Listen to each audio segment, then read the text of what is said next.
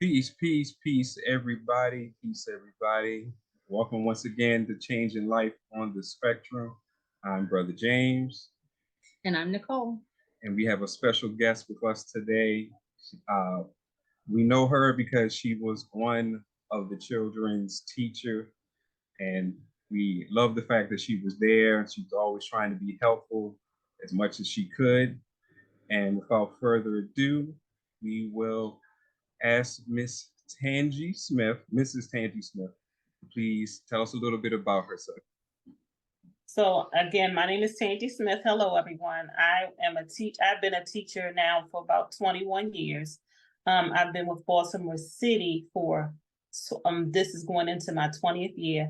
And I've worked in the area of mild to moderate disabilities with preschool children for about 13 years.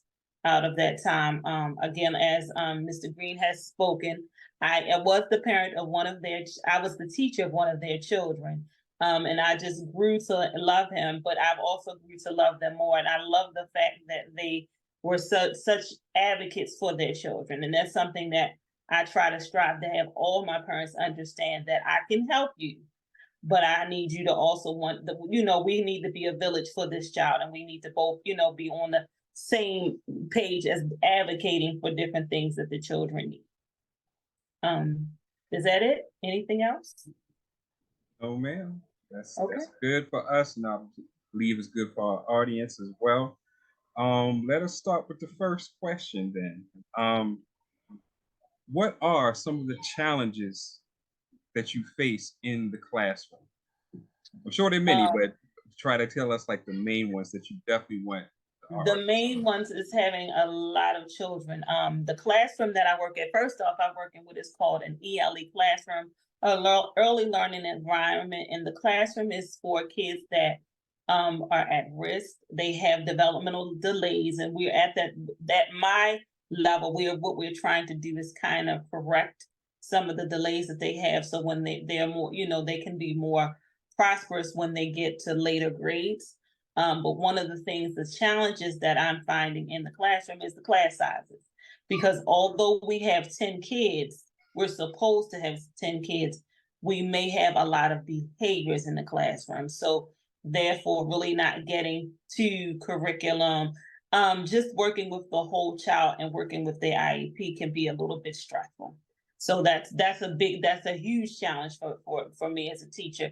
Then I'm working in a public school sector. So what tends to happen is we have a lack of resources, lack of support. Those are the big three that I'm seeing in the classroom right now. And the lack of support can be anywhere from having somebody come in and kind of support you, guide you in the right direction, and working with the children. Because as we know with autism, if you've have a child with autism, you've seen one child with autism. That does not mean all of them will be the same. That does not mean that each one of them will need the same things or look the same. So just having supports you need available for each child, so that you can kind of see their progression. You can see them move forward. That's a biggie for me, because it's very hard to see what what you see, and then see that you're doing all that you can, but you're still not making it or reaching the child in the way that they need to be reached. That's a struggle for me. And is your classroom what would be considered as like a self-contained classroom? Yes, my classroom is a self-contained, yes. So I have all children with disabilities in my classroom. Okay, thank you. Mm-hmm. So what would you say that maybe we as parents may be able to do to help in that area? Well, the one thing it might be to kind of push the school district if your child is in school, try to push the need for more supports. I say this, and I've said this to you too a lot. I am the teacher. I can say things, but they're going to listen to you guys. I may say things and such as we need this or we need that. But if you guys say it and kind of stress the issue, and what I mean is you may have to go, above the school to get what you need to get. That's the biggest thing I can say, because I think if we all get on the same page with our babies, you'll see more. You'll see more.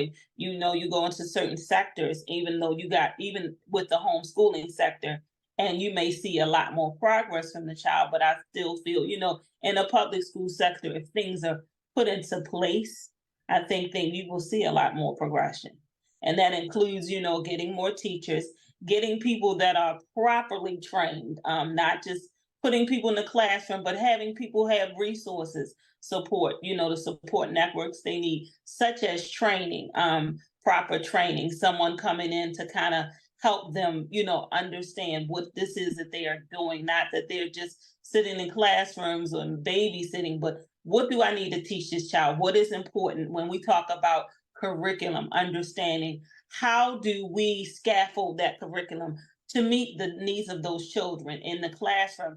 And then how do we put things in place when there's those gaps? How do we put things in place? Where do we go to get the resources to put those things in place? That's a big thing that I think all teachers need, not just for my classroom, but all classrooms, but specifically I would say most importantly for classrooms with children with disabilities. And when I say this, I'm not talking about the inclusion classrooms, but I'm talking about the self-contained classrooms, because a lot of times we still, as teachers, we're struggling with getting the supports that we need, even just to understand what we're dealing with. Now, I will say the school system is getting better with it, my school system, but I still see that there's a lot of gaps that they need to make, available to us so that we can get the supports that we need. And having people there to actually, be able to give that information to us. That's huge. That is really huge. So do you feel like you guys are going to have to do more finding training outside of the classroom to bring in the classroom? I already see that. That's something I've already seen just with me. Just being, because the thing of it is, you really have to. Each child brings their own set of their uniqueness, and along with those uniquenesses, there comes their challenges. So I found myself a lot of times going outside of the classroom, or just to find resources, and then being able to, as I kind of did with you guys, tell you some resources. You guys told me of some resources, but I'm one of the biggest things I think when teaching in this population, especially, is you have to be open as a teacher to what's out there, because you're not going to find it in one place. So you're not going to always find it through your school system. You definitely will have to look at other places and in other avenues to find different resources of how you can better understand the children, how you work with discipline, because one size does not fit all with this population. So there's definitely, definitely that way you have to go outside.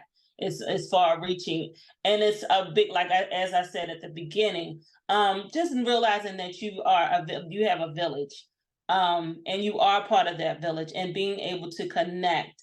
The biggest thing is understanding, to connect with the parents, and being able to be open. Look, I can't do this, or I'm trying this, or what else would you like, or how would you like this done? As I told with you guys, with the ABA, talk to me about what they're doing. And you guys did do that. I did that I think I've done that with 2 other children, where I've told the parents, look, connect me with that person.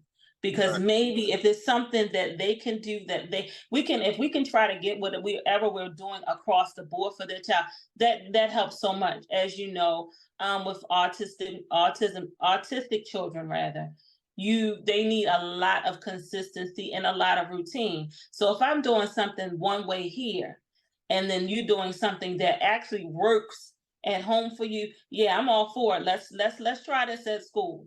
Give me, give me that person's name. So that really just being that village, knowing there's going to be many people involved in this village, but we all need to be connecting. We all need, and it's not just at the IEP table, but throughout various times of, that child's school or education career. You just brought up IEP. Mm-hmm. And I'm going to let Nicole speak mostly on that, because that's her thing. But I will say this and ask you this question: how realistic are we with the IEPs as far as what you, as a teacher, really can do? Because one of the things that you just said is that you can't use a blanket statement. We do need to pay more attention to individual children because each one has their own sets. So when we have these IEP meetings, I just want to get your view of how realistic, because I'll just say this and then I'll let you and Nicole take over this part. When sitting in those meetings, and you and I had talked about this before, and we're watching them say, well, why don't well, Miss Smith, can't you just do blah, blah, blah, blah, blah? And Nicole and I look at each other like, how is she supposed to do that? Not looking at you as the bad guy, but just trying to look at them like, how is one teacher with 10 plus students who are all special needs supposed to be able to adhere to an IEP when each child has one, but each child has something different on each one? I was just, your thoughts. I'm sorry. No, it's okay, and I'm glad you said that. It's sometimes I wonder with the document, because I know they looking at it as this is this document, and Miss Nicole, I know the law and everything behind it, but some things I think sometimes it can be a lot of fluff, and it's not. I know what they're trying to do, but then it's like realistically. And I had a speech pathologist this last year ask, like, why are we putting so much on these IEPs, and are we really able to get all of this done? Because the reality is, even if I had my child only had 3 goals, but I knew I could do really do my best and get progress in those 3 goals, that's probably all I would want.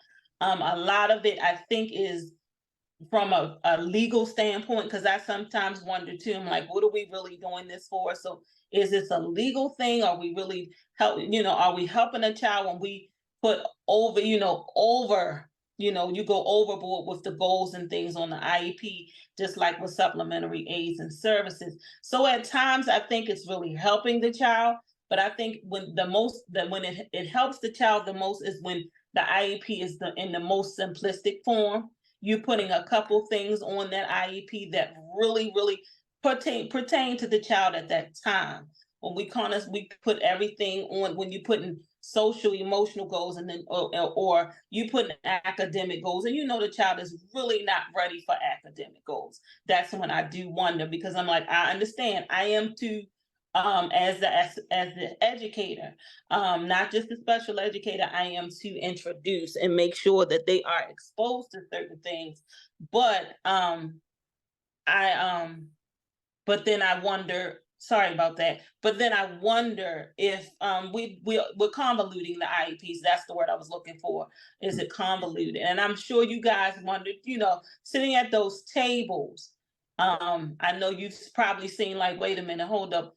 They got a lot of stuff on this IEP that I know, she cannot do. And then one thing that I did like about you guys is you would always check, a lot of parents, that's the one thing I tell parents, I'm like, check behind, go behind. If you see something and you're like, hey, go behind. And that's what I always liked about you guys, because a lot of times it's a document. First and foremost, it's a document. But when you're looking at this child, we are supposed to look at the whole child, like, certain things I think we can gradually add on, and then certain things you can kind of take off. But I think when we look at that child for the time that we're looking at that child, and they look at, it's a year, it's a document that's supposed to be reviewed every year. But I think we really need to stay in the space of where's this child. So if this child is just learning to develop just social peer interactions, let's focus on that. You might want to talk about alphabets, letters, things like that, but you might want to put that in a peer interaction way, in a way that they're learning peer interaction. But when I do feel at times it can be convoluted, it can be overwhelming for a teacher. It really Right. can. It And I can be think you hit overwhelming. the nail on the head. Mm-hmm. It is a legal document, it's a legal issue. And you're starting at the baseline of the child's present level of performance. Right. And what do they need to get them to be on par with other children of their grade level, of their age and grade level, which we know is going to take more than one school year for many of these children, if ever, in certain situations. Right. They're going to get to where they can get to. But unfortunately, because of that, and because of the way that the laws are written, you basically, as a parent, have to ask for everything but the kitchen sink, because the only way to get to the next level, or a more appropriate environment for the learning environment for the child, is to prove that the current classroom cannot meet those needs.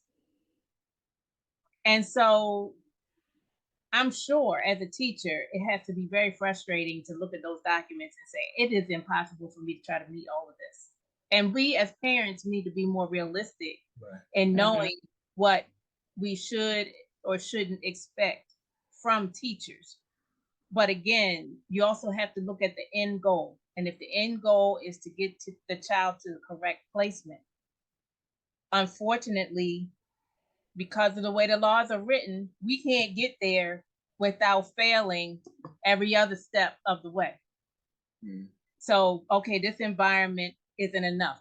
Go to a lesser restrictive environment. Okay, that one's not adequate. Go to a lesser restrictive environment. Okay, that's not adequate. Go to an even lesser restrictive. Go to the least restrictive environment that you can get to that is appropriate for that child.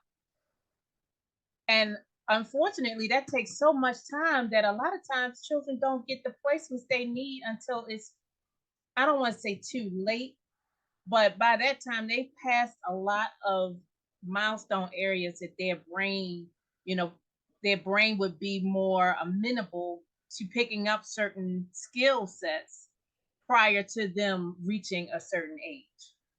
And I have a parent this year.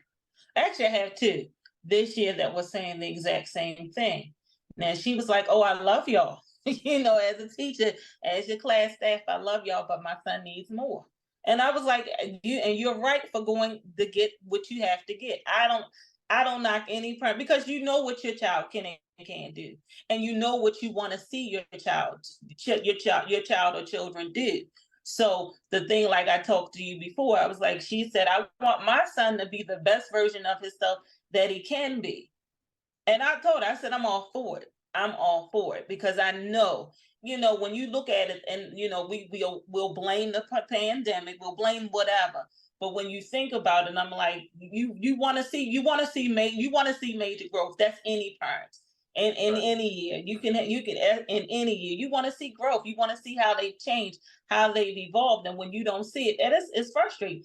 It's frustrating, believe it or not. I know for me, I can't speak for any other teacher, but it's very frustrating for me when I don't see it. I don't see as much as I thought I should see from that child. That's hard. That is very hard for me. Yep. And challenging when Mm-hmm. the law only requires that your child get a free and appropriate Right. education, not necessarily making sure that your They child get right. is getting the best, regardless of whether or not they're in general ed or special ed. Right. Absolutely. Yeah. Well, and one of the other frustrating things is sometimes we wonder, sitting in those IEP meetings, sometimes we do wonder, like, how much do these people that we're sitting around talking with really understand or know autism.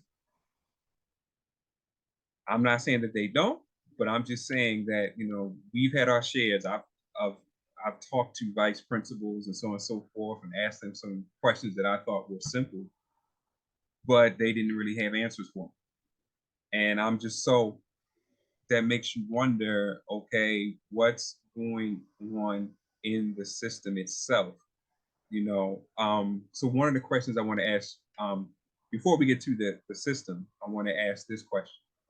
Mhm. How well do you think special education teachers are really being trained to deal with autism in particular, because that's what, you know, our children have, but actually all the special education things that are covered under special education? How well do you think that the educational system, as far as teaching teachers, how well do you think it's adapted to what's going on with autism and with other disorders? I don't think we're getting as much as we probably need, because as you've even pointed out to me, things change rapidly in this arena. So we're not getting consistent. We're not. They're giving us, I'll say, PDs, or professional development, but not to the point that I think we can understand, really fully have a full understanding of what, especially somebody walking into a classroom such as mine, what they're walking into. Right. Yeah.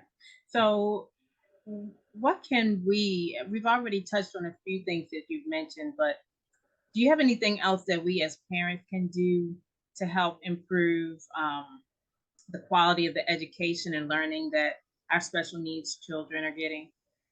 Okay. One of the things I can always say, like I said before, is you would have to really pound on in the administration of the local school system that you're going to be putting your child or children in. But another thing that I've also told parents, just as I look up and research things, I tell them all the time too, and I send them information.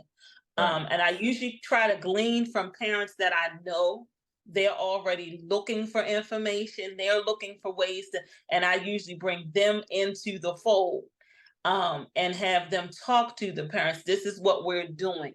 This is what, or I usually have at least one or two parents that in each of my classrooms, that are in my classes, that are just on it. And I'm usually like, let me connect you with this person, because this person may help you with that issue, or this person may help you with this issue, because they've gone through something similar, or they're looking for something with something that you're looking for. So I usually do. So I try to have a connectivity where the parents in my classes, we kind of get together. At one point in time, I haven't been able to do it at my new school because it's new, but at my older school, when I was at the other school that I was at, I would have parents come in, and I would tell the principal, I'm like, I need to do a training, because this parent, this family has certain resources that I need them to kind of tell the other parents about, because by me not having a child with a disability, I don't know of everything. I know of things, but not to the extent that you guys would. So I'm always, and if you notice that, Mr. Green, that's why I was always like, Benny, what would you do with this? And what would you do? Because I usually would have a parent that's like, hey, Miss Smith, I don't know, and I don't know what else to do. But then I would be like, okay, let me talk to Mr. Green about what he did, or have him come connect with that parent on that level. But that's what I usually do. I try to build us, not just a village for the kids, but a village for the parents, because it's hard. I'm a teacher. I have them, maybe 7 hours a day, but y'all got them the rest of the time. And that's hard. That's hard. When I'll give the example of speech, when you have a child that can do stuff, but is not speaking. That's hard. You can't communicate. And I know in the school system, we'll give a lot of clinical activities, but these are activities are not realistic for everyday life. Because as you know, if you got more than one child, you don't have time to sit down and do that clinical piece. You need to have some other things in place. And so that's my biggest thing, trying to really give them resources, and then connecting them with resources, or even they telling me what they want, what they want to do, and we go from there.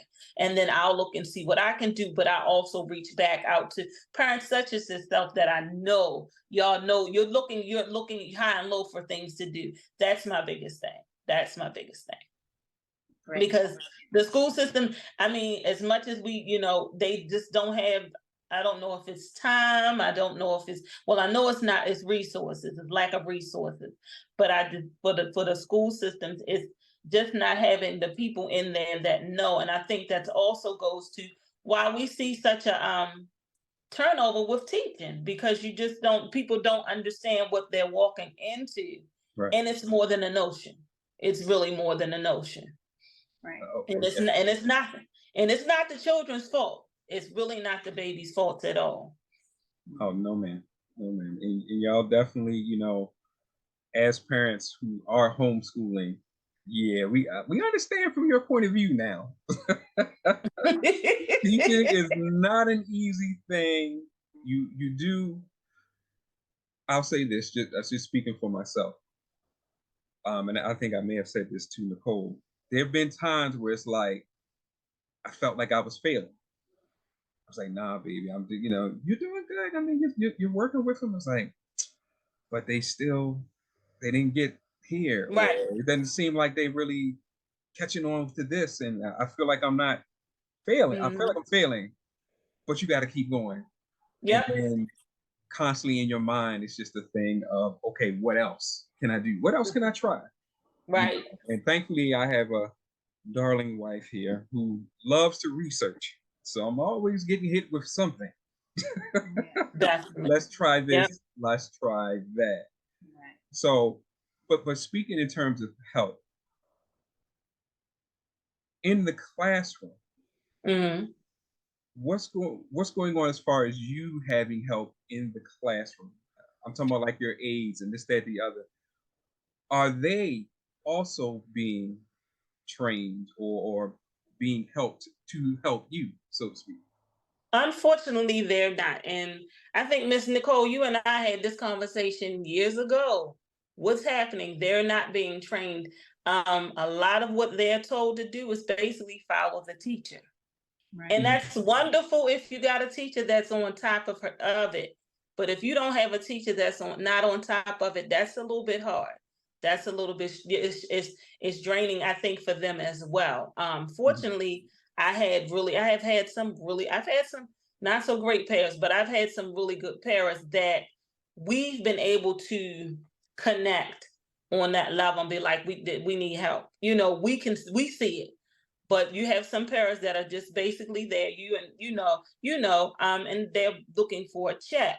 But it's the thing for parents not getting because one of the things that I've always said is when we go into our PDs, they should have them where parents are going with you too. They just started that, so that's a blessing because now it's like more or less of a team thing. When we go to PDs, we're all, because it's the issue that's happening in the classroom, so we all need to be aware of it. But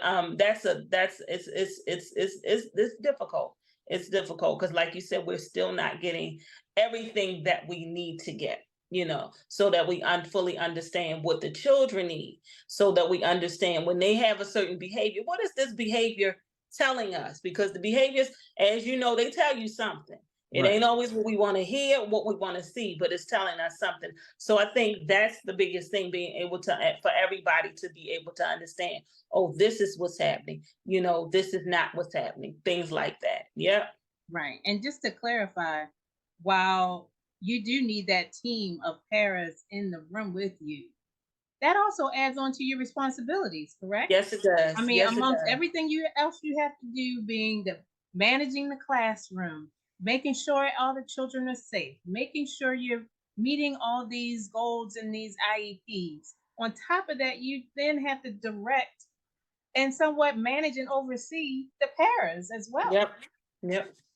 Mm-hmm. So parents need to understand that too, that that it's a blessing and sometimes not so much a blessing. I don't want to go as far as saying it's a curse, but it's not such a blessing all the time because you have more to do now. Right. And that's one of the reasons why at where your child was at, that's why I didn't mind inviting parents in. Because I was like, they need to see what it really is going on. Rather than me pretending or, this is what we have to deal with in a day. Okay. So you got this child, and if you have, like you said earlier, we have 10 plus children. This one's climbing on this. What are we dealing with in a day? And then think about, okay, how much education is really going on when you're constantly dealing with behaviors, and everybody is trying to find out, what is that behavior from? Why are they trying to do that? Because there's some nights I go to bed and I'm racking my brain like, what in the world just happened in my classroom today? And I'm like, you, Mr. Green, I'm like, I get frustrated. I'm like, what is going on? Right. And then, you can beat yourself up, because the thing of it is, what you want is, you want to see them progress. You want to see, and I know it's a stretch to look at them versus a quote unquote child that doesn't have special needs and be like, well, their teacher got to do this. I didn't get to do this today.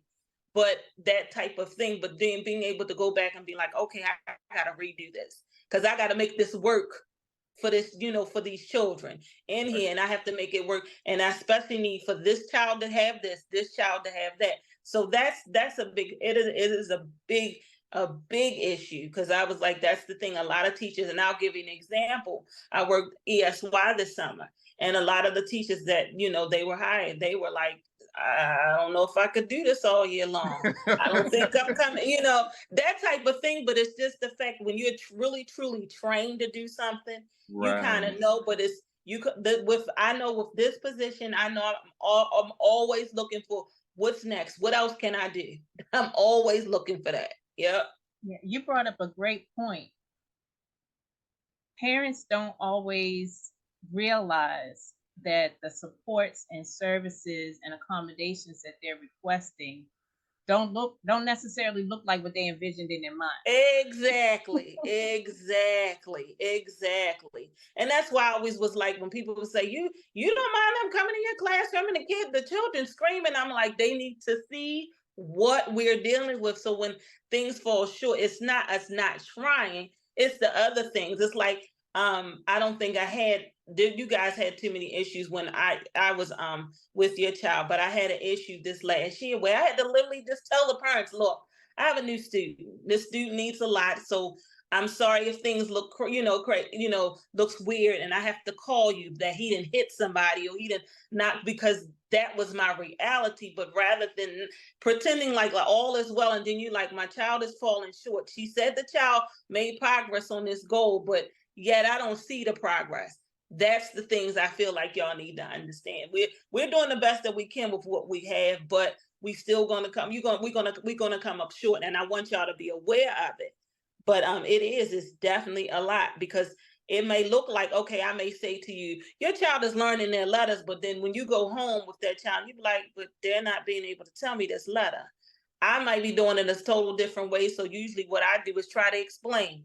This is how I'm showing them the letters. Okay, we're using letter magnets, we're using cards and things like that, because it may not be, but that is definitely, so that my thing is being transparent to the point where it's overkill. Some people will think it's overkill. I had a principal that thought that it was overkill, but I was like, you know what? When these babies walk in my classroom, I become mommy and daddy, so that I wouldn't want nobody hiding anything from me. They need to know too what's going on, that type of thing. Absolutely. Because like you said earlier, the thing as parents, and I want all the parents that's going to be listening to this to really take this to heart.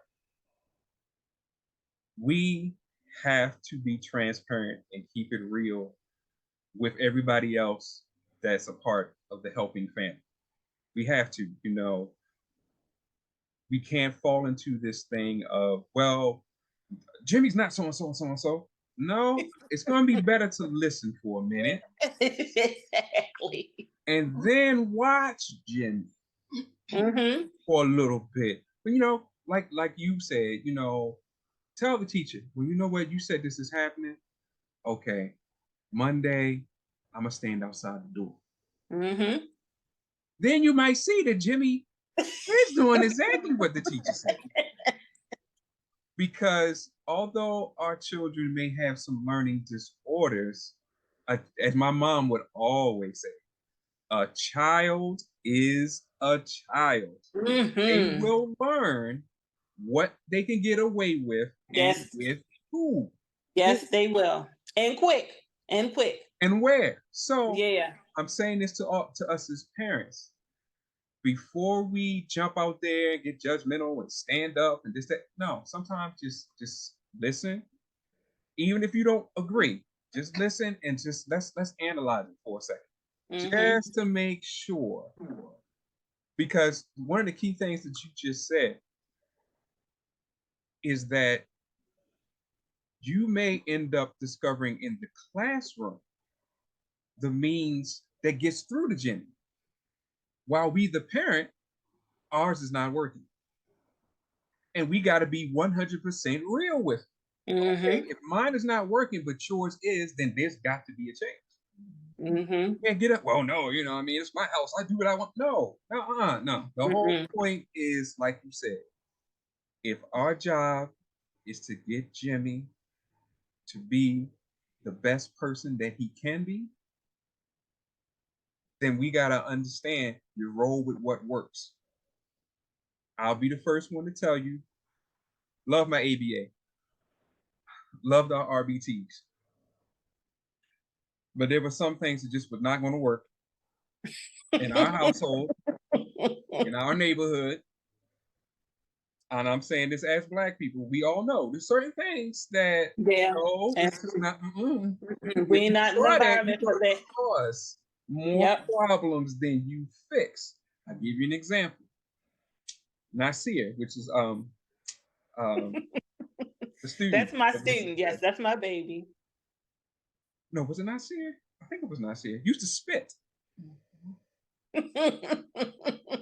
And RBT and ABA was like, well, you know, the way to fix the behaviors, you know, don't come down too hard on them, but you know, so don't acknowledge it. Don't acknowledge it. I'm like, oh no. I didn't say this to them, but I know in my mind, this the Black neighborhood. Spit on somebody in their face if you want. They're not going to check to see if your child is autistic. Right. It's just going to be on. Right. Right. So I was like, okay. In my mind, hell no. Because I know that I couldn't take it. And this is my child. Right. But I can't take nobody when it comes to spitting in your face. That's a sacred area. Yeah. So even if you are a parent that would take that advice and follow it, which that's up to you. I'm just saying, even you know that you have to train yourself for that. Because that's going to be a natural reaction. If somebody spits in your face, it's going to be anger. So we had to figure it out, and we were blessed. We were definitely blessed because he hasn't done that for a good minute now. Yeah, but you know, COVID came.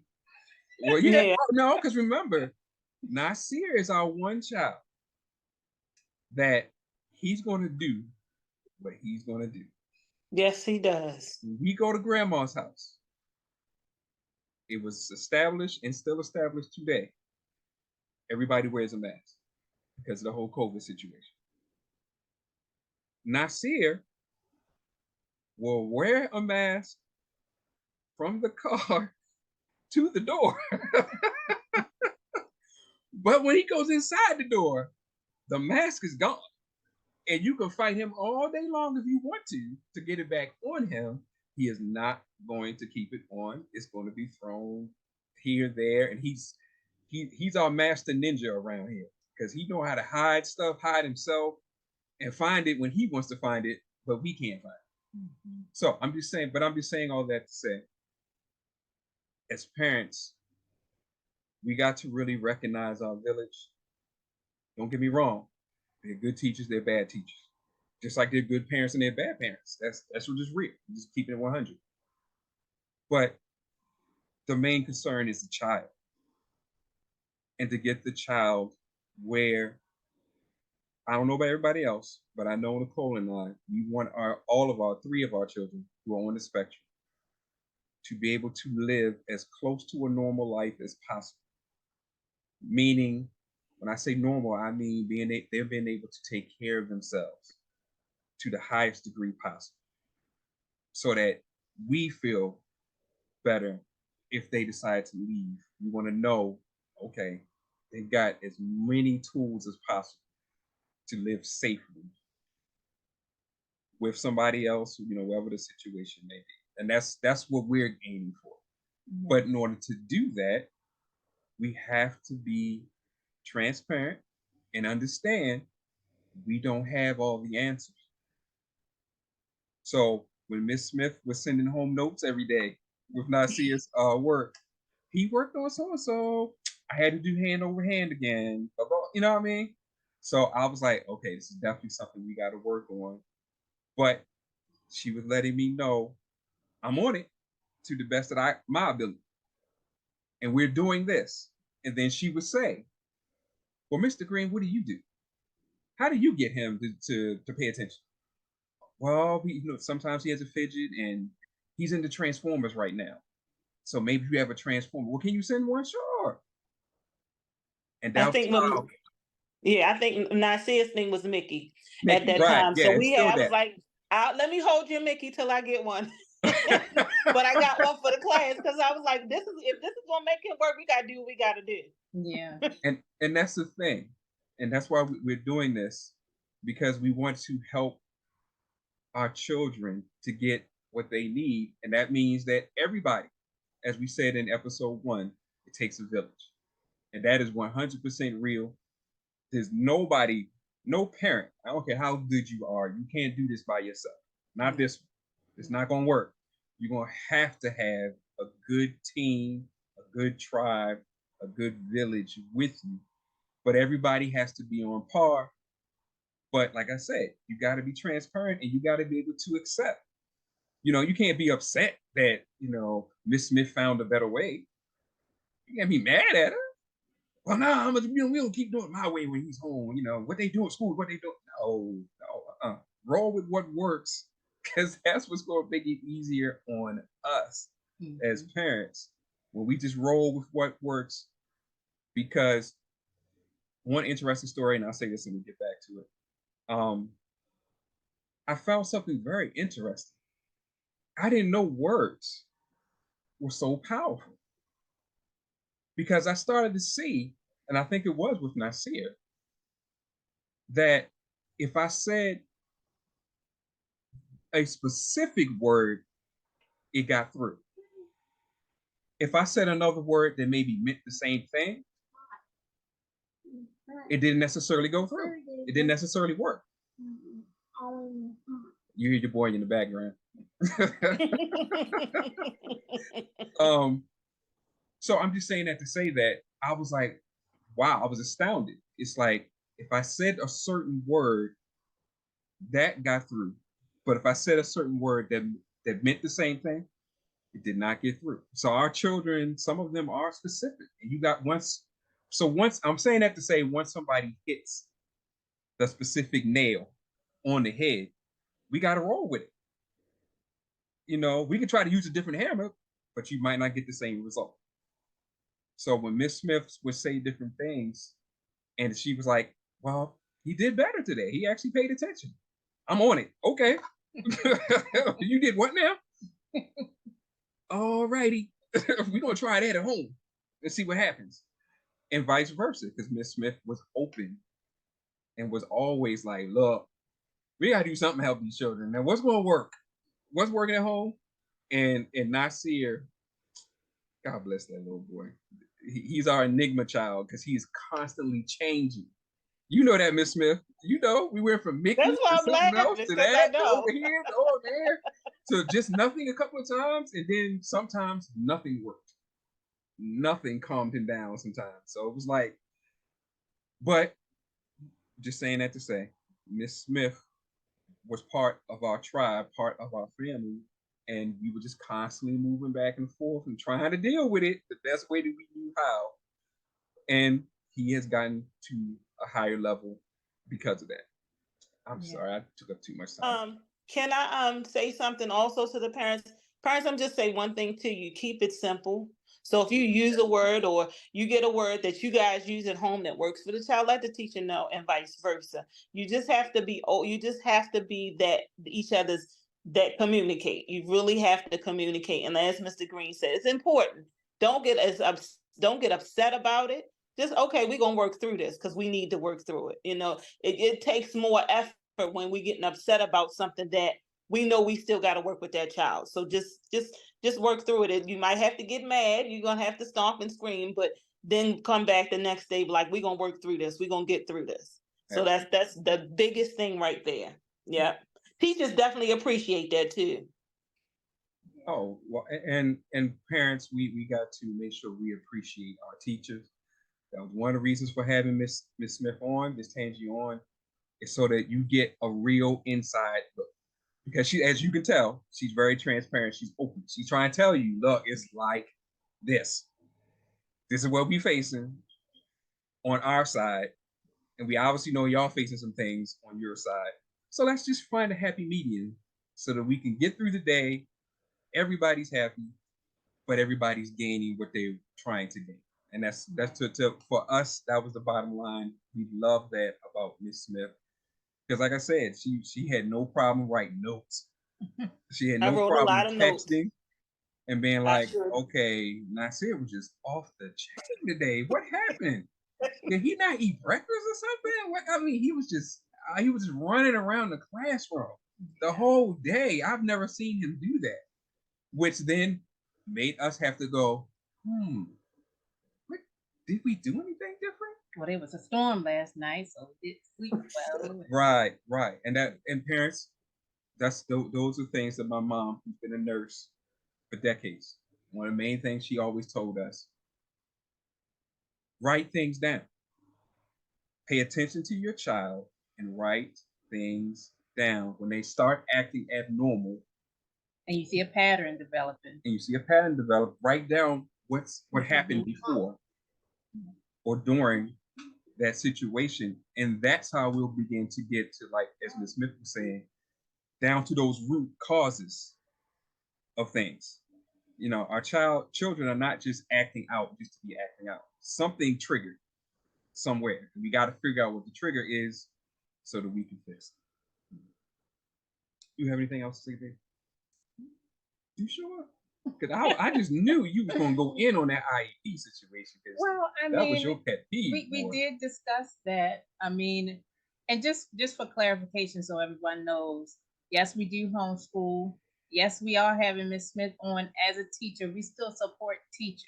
Right. And teachers are not the reason why our children are homeschooled right now. Right. Because we did a very good job, especially we had a great IEP meeting. The last meeting we had with Ms. Smith and the IEP team at the school Nasir was attending. And we got Nasir another placement. Unfortunately, that next placement was not sufficient for Nasir, whether or not it was a pandemic or not. And given everything that we had learned about the IEP process, which is a full-time job, for parents to do it the right way, to get the supports and services that their children need, it is another full-time job. So if you're working a full-time job, then coming home working a full-time job with your children after school, then that's your third full-time job, is managing this whole IEP process. We looked at it as we could put all of our efforts and energy into that third full-time job in fighting the school system, and with no guarantee of getting our children the services and supports that they needed individually, because we were dealing now with 3 different IEPs that would be at 3 different schools. We preferred to put that same effort and energy into teaching our children ourselves, giving them the true individualized care that they needed. So that is why we homeschool. It's not because of the teachers. We still support the teachers. I just wanted to clarify that in case anybody had that question in their mind when they're watching this video. Well, yeah, because I mean, again, we love the teachers. We love the fact that they're there, but the main reason for doing this is so that everything gets out in the open, because teachers are hurting too. And we want our parents to understand that. You have some good teachers such as Miss Smith. You heard her say that there are times when she is concerned, is thinking, oh man, what am I going to do? Like, I need this child needs this, that, and the other. But she's fighting a system too. And that segues into the next question I wanted to ask. What can we do, Miss Smith? Because we know you all as teachers are under an administration. And sometimes your administration don't necessarily see things the way you see things. Unfortunately, the way how a lot of things in America is run, you have people at the top that make decisions, but they're not always gathering intel from those who are really in the field, so to speak. So my question to you, Ms. Smith, what can we as parents do to really help the administration understand there's got to be changes that are made. This is not going to get easier. This is going to get harder. According to the numbers, you still have, I think Miss Nikki Stokes, who we had on last time, said the national rate is 1 in 42. Did you say 1 in 42? It was like 1 in 42 national. 1 in 17 boys and 1 in 35 girls.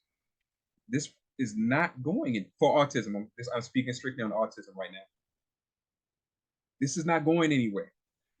This is going to get rougher. The system has got to adequately change for the influx of children that's going to be coming in with autism and a host of other situations or just behavioral problems, as Ms. Smith was talking about.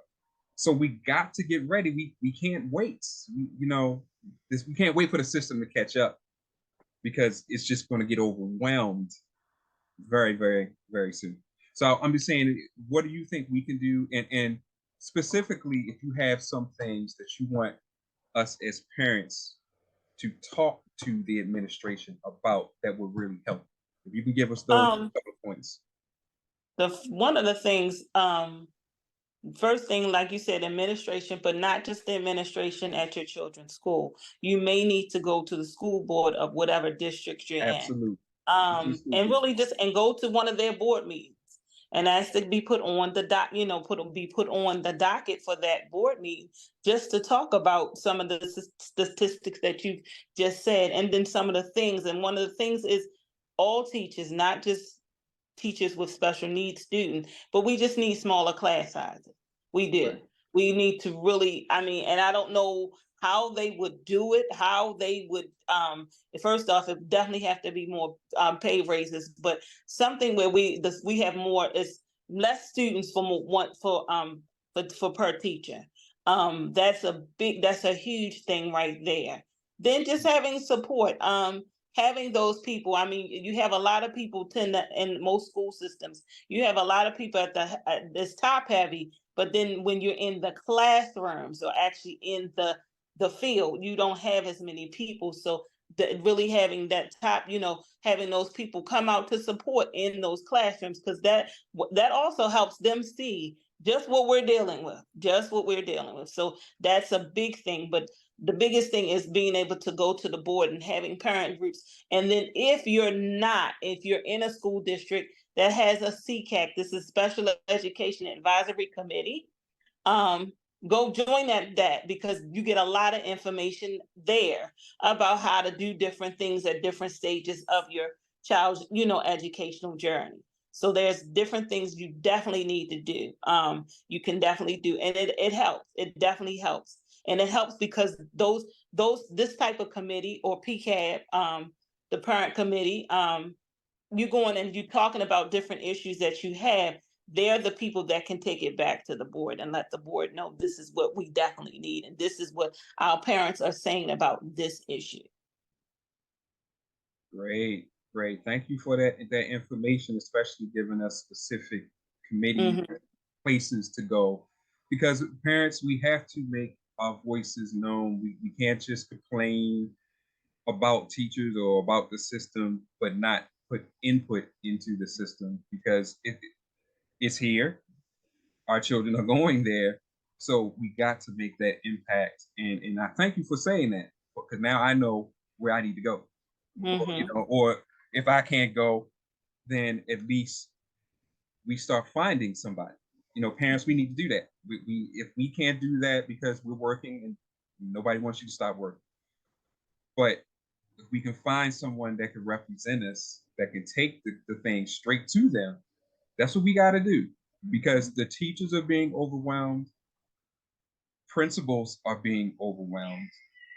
And if we want to make school a better situation, then we got to go to where the rules are being made and make it happen and make them listen. Because, like I said, it's parents, you heard the numbers. I said 1 in 42 children are being looked at as going to be having autism. 1 in 17 boys, 1 in 35 girls. I think it's the other way around. More boys than girls. Right? Oh no, you're right. You got it. I'm slow right now.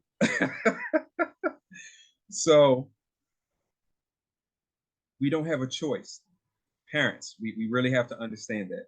We don't have a choice unless you're gonna do like us in homeschool. And I'll be the first one to tell you, you really need to be built for this.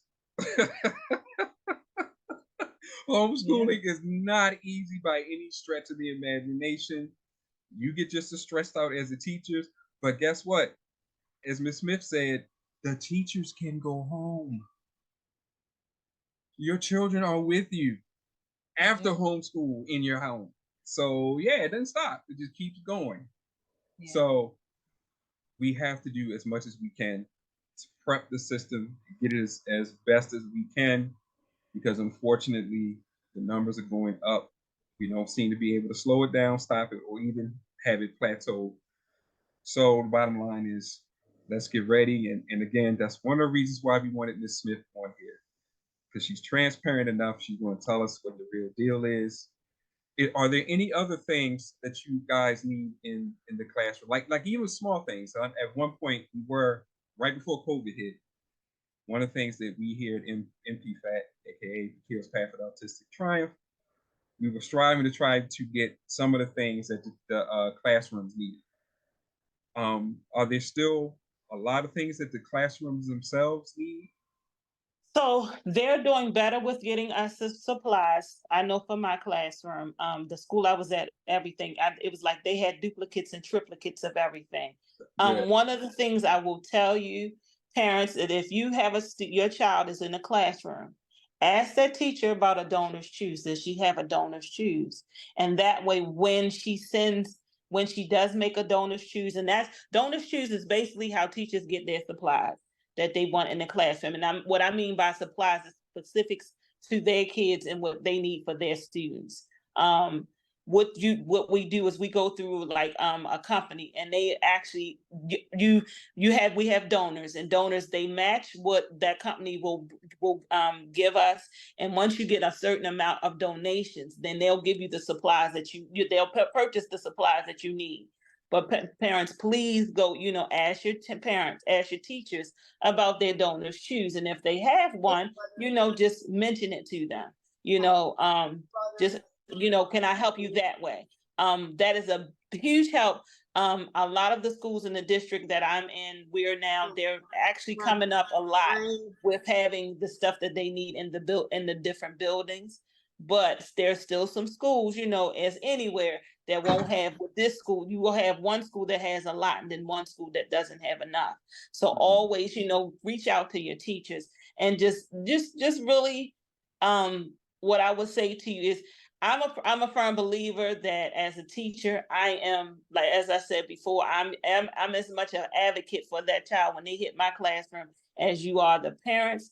But that's just a conversation that you and your parents need to have. And I'm not saying go out and be best friends, but I'm saying let the parents know, understand as a parent that there are more teachers that are concerned, really want to work with your child than are not.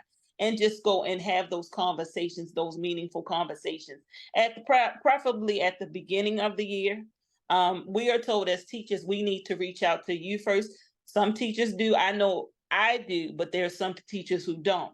So then therefore you reach back out to them and be like, look, I'm here. We're gonna work for you. We're gonna do what we have to do to ensure that my child grows and go from there. Well, let me ask you this. On average, when do you if you're getting a new student, when would you normally gain access to their IEP? Ooh, that can be anywhere from me finding out that I'm getting that student to the after that child has come into my classroom. And that's a problem. Yeah. Because a lot of times I know with our other son, I would go to the school because I knew that teachers would come early. Teachers normally go in early, maybe a week or two before the school year starts. And I would go and introduce myself to the teacher, once we got the letter saying who the teacher was going to be. And I would let them know about our child or children and ask them if they had the IEP. No, hadn't gotten it yet. Even though the principal would assure us that they would get it months in advance, that never happened. So I would take a copy of the IEP with me, give a copy of the IEP to the teacher. Mm-hmm. Do not wait for the school to give a copy to the teacher. Give the teacher a copy yourself. That's what I would say, because you may be able to get that teacher at least a extra week, buy them an extra week's time of knowing what your child needs. Yeah, because I believe we did that with McKeel's teacher. Right? That's what we had to do, because they were not getting the IEPs. She was a good teacher. She was a good teacher for all her students, but especially McKeel. But that was, once again, we were preemptive. Hi, how you doing? Well, school hasn't started yet. I know. Yeah. So parents don't blame the teacher for not having the IEP. Right. I mean, again, let's all be transparent and understand there's faults in the system. Once we realize that, we have to do what we need to do to fix the faults in the system. Or at least plug the holes temporarily. Right. So, so instead of getting mad at the teacher, again, what do you mean you don't have the IEP? Be preemptive. Take it up there that week before school starts. Call. If you don't have an extra copy, stop in the front office and ask them if they can make a copy for you to give to the teacher. Because all in all, again, we're human beings, as Ms. Smith just has told us and shown us. Teachers have so much on them that it's not necessarily that they're just a bad teacher. I mean, being responsible for an overpopulated classroom causes all kinds of problems. You just can't. You're one person, and even if you got 2 or 3 para teachers, as Ms. Smith used to have, that's still not enough. I mean, you got like 15 children, or in a regular classroom, 30. Because I think, Miguel's teacher had like 30. Yes, he was in inclusion. Yeah, he was in inclusion. Yeah. So she had 30, and she didn't have. No, I think she only had 1 aide.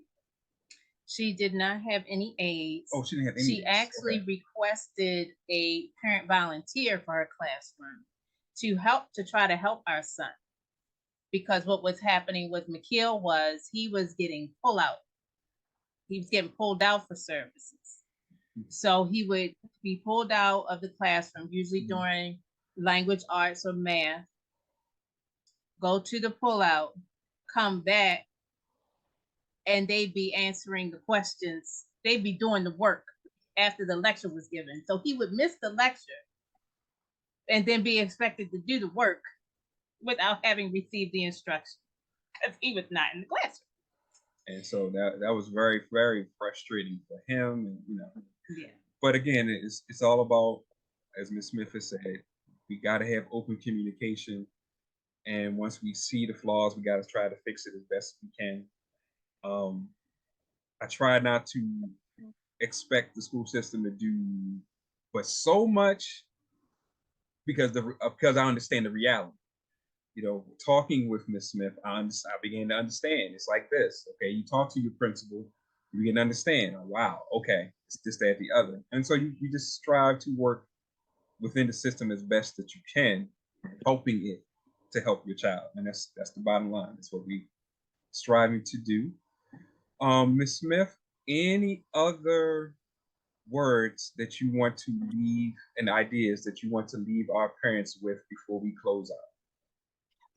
Just one thing, parents, do not be afraid to ask your teachers what do they need. And that even if you don't feel like you have a good, you know, all of us have our, you know, personality, you know, concerns or whatever. But even if you just ask them, because teachers, they will tell you, I need this, I need that, I need the other. And that's it. Once they realize that you really are there for them, they're gonna do whatever they can to support your child. But it's just they gotta feel, we have to feel that, you know, you appreciate us. Now we know everybody's not going to feel the same way, but when you know they know you have their back, as teachers, we know that the parent has our back. We definitely gonna have your child. That's for certain. We're gonna do everything that we can. Just letting you all know, and this has been a wonderful experience. I truly appreciate you guys asking me to be involved. I thank you. Well, we appreciate you. I mean, I think I told you I was a little apprehensive at first. I was like, well, I'm gonna ask, but because I didn't know how the school system would feel or how you would feel the school system would feel. I don't want nobody losing no jobs, nothing like that. No, and that's why I didn't mention names. I didn't do any names or anything because of that. I was like, I understand where he's at on that. But Yeah. but we appreciate the fact that, like I said, you've been transparent. This interview has been you just keeping it real, keeping it 100, giving us insight from the teacher's perspective and other perspectives. And that's what we need, because unfortunately, when it comes to school or anything tied to government, we all kind of have this idea that it's just supposed to work. That it's supposed to be a flawless system. No, not even close. No. There's many cracks in the system that, as Nicole said, we have to figure out how to at least plug up if we can't fully fix.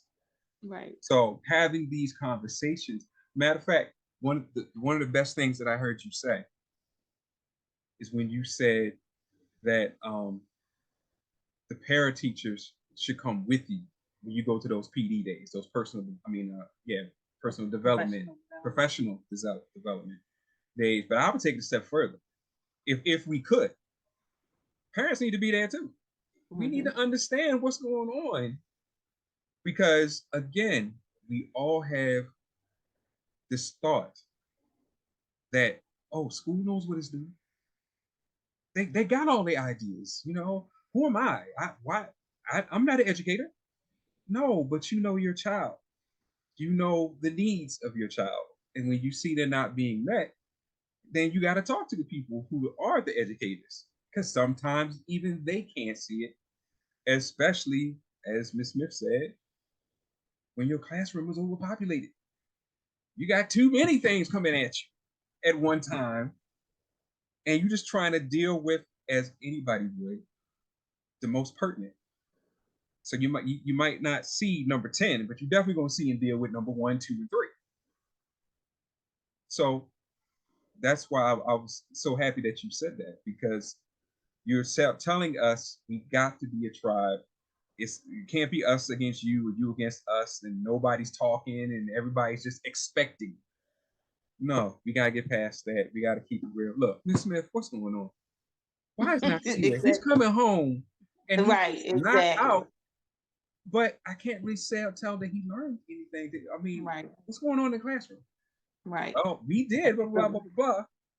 But he kind of went to sleep.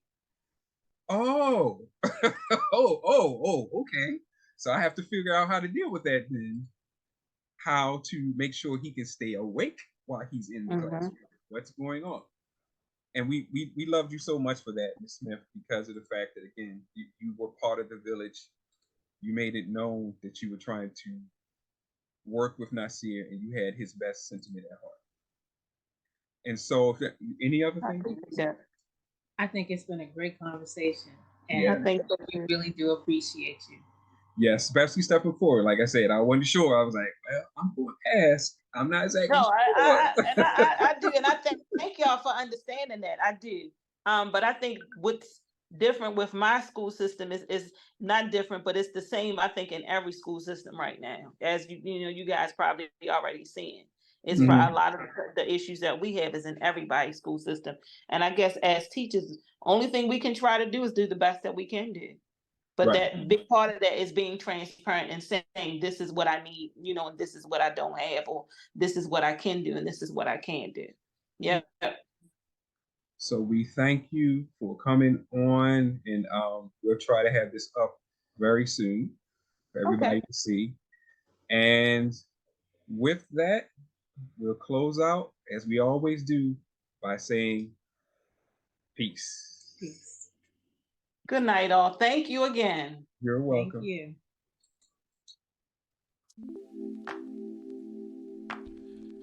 Peace, everybody. We thank you for coming. Thank you for listening. And we thank you for tuning in and giving us your time and energy for changing life on the spectrum. If you would like to leave us an email because there's something you want to see on the show or any information that you may need or want to request, go to changinglifeonthespectrum@gmail.com and just drop us an email. And if you want to support the show, we ask you to support the nonprofit that brings you the show, which is McKeel's Path for Autistic Triumph, by going to www.mpfat.org and hitting that donate button so that we can continue to help our families dealing with autism, and we can continue to help them by changing life on the spectrum. Thank you and peace.